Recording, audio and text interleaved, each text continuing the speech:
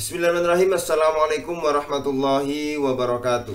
Para pemirsa, ada sebuah pertanyaan. Bolehkah kita mengajarkan sholat ya dengan praktek lengkap seperti seolah sholat beneran? Boleh atau tidak? Untuk kita mendidik anak-anak kita. Karena ya sampai niatnya aja persis kayak sholat, tapi padahal itu diniati untuk mengajarkan kepada anak-anak kita ya, untuk mengajari kepada orang lain meskipun itu bukan anak-anak. Jawabannya di situ adalah boleh ya.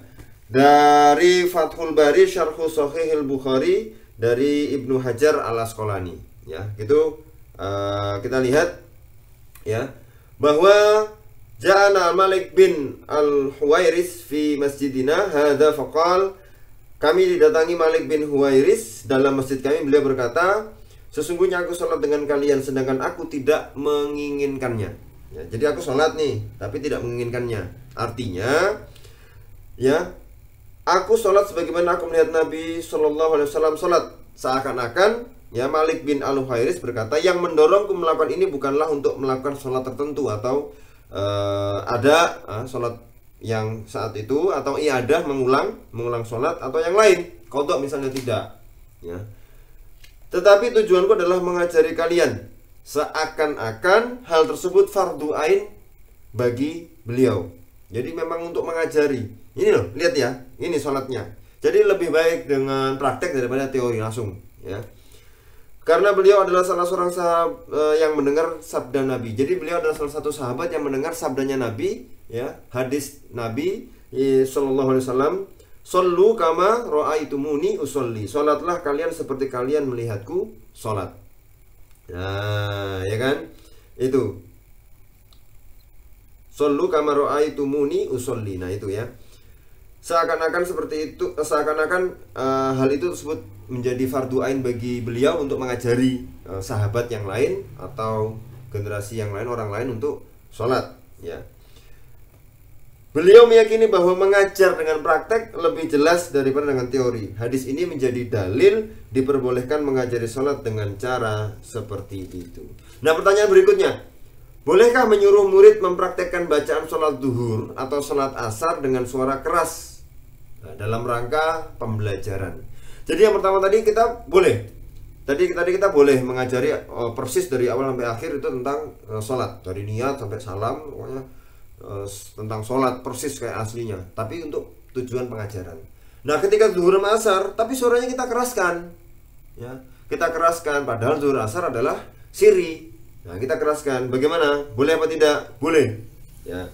Dari kitab Bughyatul Mustarsyidin li Sayyid Abdurrahman bin Muhammad Ba'alawi ya, diperbolehkan berjamaah dalam sholat witir dan sholat tasbih ya. Hukumnya tidak makruh dan juga tidak mendapat pahala berjamaah.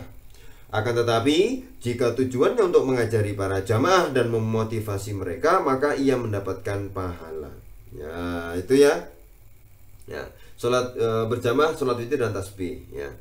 Karena banyak pahala yang bisa dihasilkan dengan niat yang baik. Sebagaimana diperbolehkannya membaca lantang pada sholat yang pelan yang jadi seduhur sama asar tadi dibaca lantang karena untuk pembelajaran lit ta'limi ya, alladhi huwa makruhun lit ta'limi fa ulama asluhu al ibahah ya. Fa kama yubahu al jahru fi maudhi'il israri alladhi huwa makruhun ya. Jadi sebagaimana diperbolehkannya membaca lantang pada sholat yang pelan karena untuk pembelajaran, apalagi sesuatu yang pada dasarnya mubah. Jadi boleh ya. Ketika kita mengajari sholat zuhur, al-asar, padahal itu bacaannya sir, pelan ya.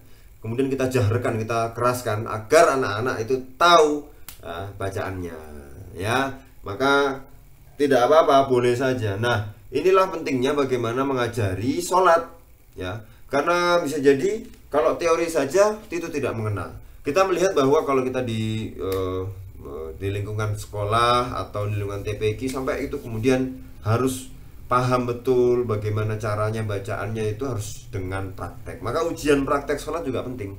Ujian praktek sholat bagaimana dia dari awal sampai akhir ada yang salah, itu membekas betul. Kalau sudah dari kecil sholatnya salah, maka akan keterusan sampai besar.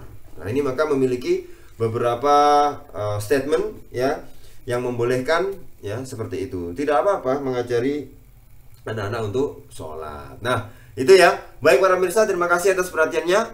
Kita sudah membahas pada video kali ini. Kita akan ketemu lagi di video selanjutnya. Oke, terima kasih. Assalamualaikum warahmatullahi wabarakatuh.